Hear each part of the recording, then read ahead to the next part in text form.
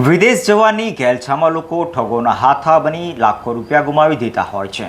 ત્યારે યુકેના વિઝા આપવાના બહાને ડૉક્ટર સહિતનાઓ પાસેથી લાખો પડાવનાર મોટા વરાછા વોર્ડના ભાજપ પ્રમુખના પુત્રની પોલીસે ધરપકડ કરી છે।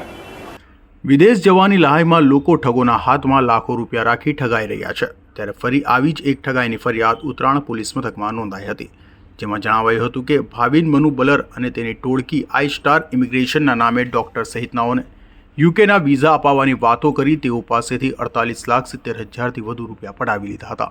એડવાન્સ પેટે સુરતમાં રોકડ પડાવ્યા બાદ યુકે ખાતેથી પણ હવાલા દ્વારા પૈસા મેળવ્યા હતા।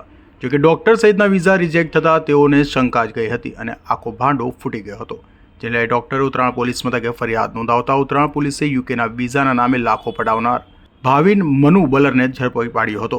તો ડૉક્ટર સાથે લાખોની ઠગાઈ આચરનાર ઝડપાયેલો ઠગ ભાવિન મનુ બલર મોટા વરાછા વોર્ડના ભાજપના પ્રમુખનો પુત્ર હોવાનું સામે આવ્યું છે। હાલ તો આ મામલે વધુ તપાસ પોલીસે હાથ ધરી છે। Bureau report G24 news.